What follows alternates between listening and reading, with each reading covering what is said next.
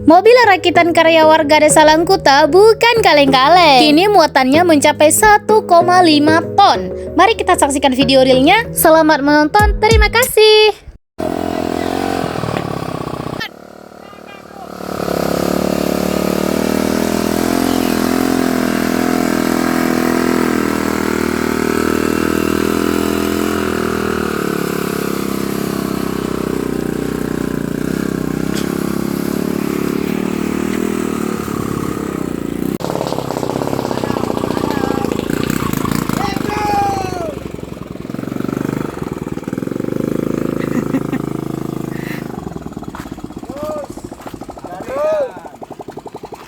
Kadu alam, kadu alam.